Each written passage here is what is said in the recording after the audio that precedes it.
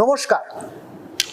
আপনারা সবাই নিশ্চয়ই জানেন যে ভারতীয় ফৌজদারি আইনের যে তিনটে মূল স্তম্ভ আছে সেই তিনটেই আগামীকাল অর্থাৎ 1 জুলাই 2024 থেকে ইতিহাস হয়ে যাচ্ছে। ভারতীয় দণ্ডবিধির বদলে আসছে ভারতীয় ন্যায় সংহিতা, সিআরপিসির বদলে আসছে ভারতীয় নাগরিক সুরক্ষা সংহিতা বা সহজভাবে বিএনএসএস, আর ইন্ডিয়ান এভিডেন্স অ্যাক্টের বদলে আসছে ভারতীয় সাক্ষ্য অধিনিয়ম। এখন এই তিনটে নতুন আইনে পুরনো আইনের বদলে কি কি নতুন ধারা বা নির্দেশিকা আছে সেটা আমাদের সকলেরই ভালোভাবে বুঝে নেওয়া দরকার। সেই জন্যই পশ্চিমবঙ্গ পুলিশের এই প্ল্যাটফর্মে আমরা ছোট ছোট ভিডিও ক্লিপের মাধ্যমে নতুন আইনের গুরুত্বপূর্ণ দিকগুলো সহজভাবে তুলে ধরার চেষ্টা করব। যদি এগুলো পুলিশ অফিসার এবং তাছাড়াও সাধারণভাবে সমাজের সমস্ত মানুষকে নতুন আইনের বিভিন্ন ধারা বুঝতে একটু সাহায্য করে, তাহলেই এই চেষ্টা সফল হবে। বিশেষ করে পুলিশে আমার সহকর্মীদের কাছে বিনীত অনুরোধ থাকবে তারা যেন নিজেরাও এগুলো দেখেন এবং সব স্তরের পুলিশ কর্মীদের এগুলো দেখতে উৎসাহিত করেন, যাতে নতুন আইনের কাঠামোর মধ্যে কাজ করতে সবারই সুবিধে হয়। প্রথমেই আলোচনা করা যেতে পারে নতুন আইনে এফআইআর মানে ফার্স্ট ইনফরমেশন রিপোর্ট রেকর্ড করার নিয়মে কি কি উল্লেখযোগ্য বদল এসেছে সেগুলো নিয়ে। নতুন আইনে পুলিশের পাশাপাশি সাধারণ মানুষের কাছেও এফআইআর দায়ের করার পদ্ধতি অনেক সহজ করার চেষ্টা হয়েছে।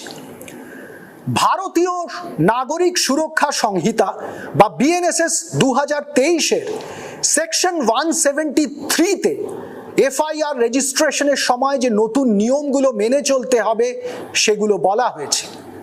এখানে প্রথমেই দেখা যাচ্ছে যে বিএনএসএস-এ জিরো এফআইআর-কে যথেষ্ট গুরুত্ব দেওয়া হয়েছে এবং আইনগত বৈধতা দেওয়া হয়েছে। এর মাধ্যমে যে কোনো ব্যক্তি যে কোনো থানাতে তার অভিযোগ জানাতে পারবেন।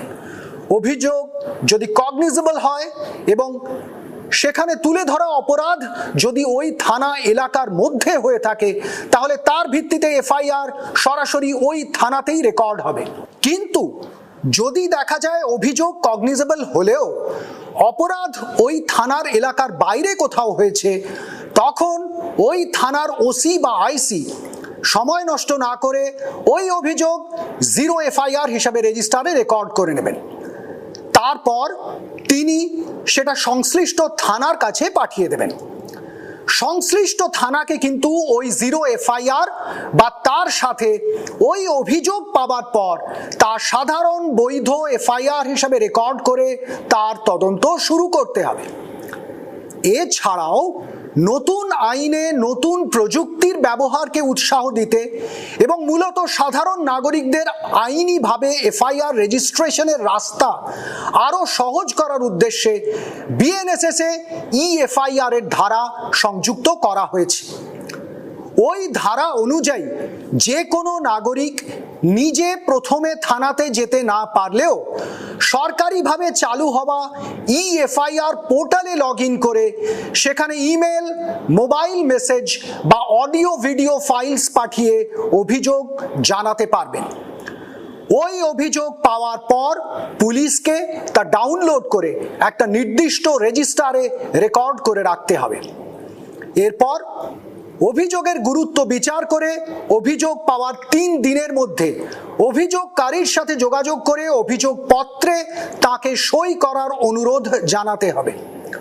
অভিযোগকারী সই করলে সংশ্লিষ্ট থানা ওই অভিযোগকে বৈধ এফআইআর হিসেবে গ্রহণ করে তদন্ত শুরু করবে। এক্ষেত্রে অবশ্য এটাও পরিষ্কার করে দেওয়া হয়েছে যে এভাবে পাওয়া অভিযোগে যদি এমন কোনো গুরুতর অপরাধের উল্লেখ থাকে যেখানে দ্রুত পুলিশের হস্তক্ষেপ দরকার, তাহলে আইওকে তাড়াতাড়ি প্রয়োজনীয় এনকোয়ারি করে এফআইআর রেকর্ড করতে হবে এবং তদন্ত শুরু করে দিতে হবে। বিএনএসএস এর সংশ্লিষ্ট ধারায় এটাও বলা হয়েছে যে অভিযোগে যে অপরাধের কথা বলা হয়েছে তার শাস্তি 3 বছর বা তার বেশি হলেও যদি 7 বছরের কম হয়, তাহলে সংশ্লিষ্ট থানার ওসি বা আইসি ওই অভিযোগ পাবার সর্বোচ্চ 14 দিনের মধ্যে প্রিলিমিনারি এনকোয়ারি করে অভিযোগের সত্যতা প্রাথমিকভাবে যাচাই করে নিতে পারবেন। তবে প্রিলিমিনারি এনকোয়ারি করার আগেই তাকে ডিএসপি বা তার উচ্চ পদমর্যাদার কোনো অফিসারের কাছ থেকে প্রয়োজনীয় অনুমতি নিতে হবে। কিন্তু যদি এফআইআর পোর্টালে সঠিকভাবে অভিযোগ পাঠানোর পরেও নির্দিষ্ট সময়ের ভেতর সংশ্লিষ্ট থানার ওসি বা আইসি ওই অভিযোগের ভিত্তিতে কোনো ব্যবস্থা না নেন, তাহলে অভিযোগকারী লিখিতভাবে তা সংশ্লিষ্ট জেলার পুলিশ সুপারকে জানাতে পারবেন এবং তারপরেও কোনো ব্যবস্থা না নেওয়া হলে ম্যাজিস্ট্রেটের কাছে তিনি আইনি ব্যবস্থা নেবার আবেদন জানাতে পারবেন। আপনাদের সকলকে ধন্যবাদ। সবাই ভালো থাকুন, সুরক্ষিত থাকুন।